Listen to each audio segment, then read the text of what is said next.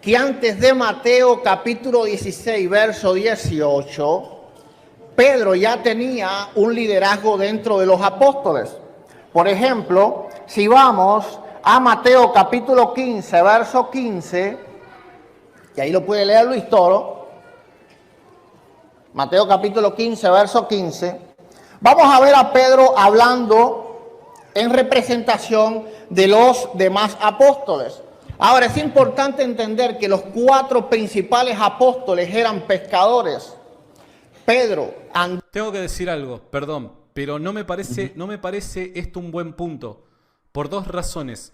La primera, no está demostrado de que necesariamente, por dar un ejemplo, el Evangelio de Mateo siga un orden cronológico. Por ende, citar un pasaje antes de otro, pretendiendo asumir que el pasaje que se está citando antes que el otro es cronológicamente anterior a ese, es un error. O sea, no están ordenados cronológicamente, menos el de Mateo, el que se supone que por ahí puede estar con un orden cronológico, responder a un orden cronológico es Lucas.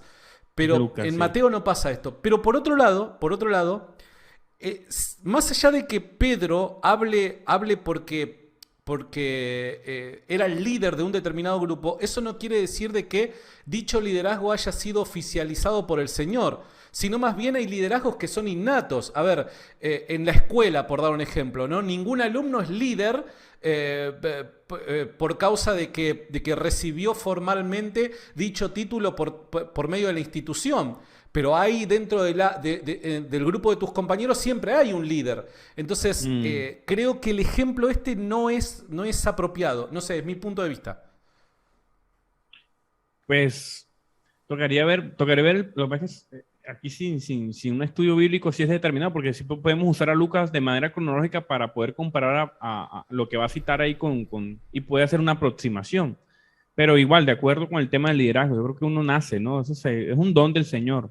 Sí, sí. Esto no quiere decir que lo que están discutiendo, no sé, me parece Esta vez es Santiago el que dice algo interesante. Y es que el liderazgo de Pedro no significa que ese liderazgo hubiera sido oficializado por nuestro Señor Jesucristo. Y que hay liderazgos innatos. Da algunos ejemplos, pero creo que la idea se entiende.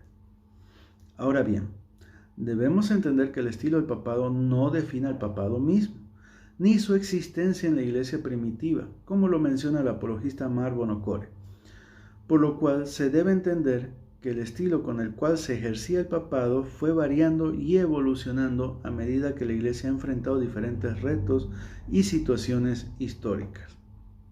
José Miguel Arraiz, en su libro Compendio Apologética Católica, nos dice que, estando los apóstoles vivos y siendo guiados ellos directamente por el Espíritu Santo, el ejercicio del oficio petrino consistía principalmente en liderazgo. Es allí donde vemos a un Pedro como representante del resto de los apóstoles recibiendo las órdenes de Cristo de apacentar su rebaño, el pueblo de Dios. Cita que la podemos encontrar en San Juan capítulo 21, versículos 15 al 17, en la cual Jesús no solo ordena a Pedro pastorear a las ovejas, sino también a los corderos que simbolizan el resto de los apóstoles. Nótese que Jesús, refiriéndose a los demás apóstoles, le pregunta a Pedro, ¿me amas más que estos? Cuando Satanás pide a los apóstoles para zarandearlos como a trigo, Jesús ora especialmente por Pedro, para que su fe no desfallezca, como lo señala San Lucas 22:32. Además que es a Pedro a quien encomienda confirmar a sus hermanos, es decir, a los apóstoles en la fe. En Hechos de los Apóstoles 10:28, es Pedro quien recibe la revelación de que los gentiles podían entrar en la iglesia. Es el primero en predicar en Pentecostés, como lo vemos en Hechos 2:14. Es Pedro quien toma la iniciativa de completar el grupo de los 12 y quien realiza la primera curación milagrosa después de la resurrección.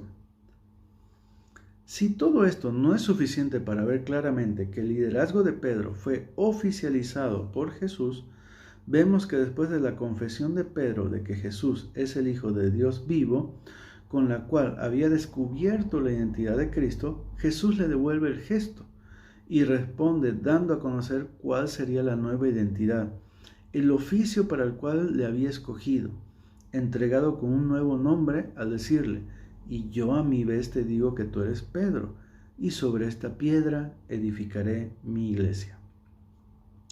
Con el nuevo nombre viene un nuevo ministerio, y Pedro lo recibe cuando Jesús le dice: a ti te daré las llaves del reino de los cielos, y lo que ates en la tierra quedará atado en los cielos, y lo que desates en la tierra quedará desatado en los cielos. En este pasaje de San Mateo, Jesús usa las palabras de la profecía contenida en Isaías 22, 20 al 23, llamando la atención al contexto de esa profecía, donde un nuevo mayordomo está siendo colocado sobre el reino de Judá, figura que en la cultura de la época era ampliamente conocida, ya que el mayordomo era un siervo a quien el rey entregaba las llaves.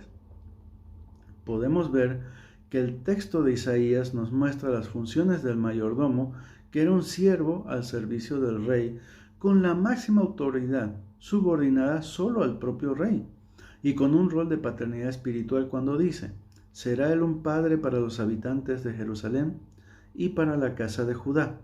Como podemos ver, el liderazgo de Pedro sí se encuentra suficientemente oficializado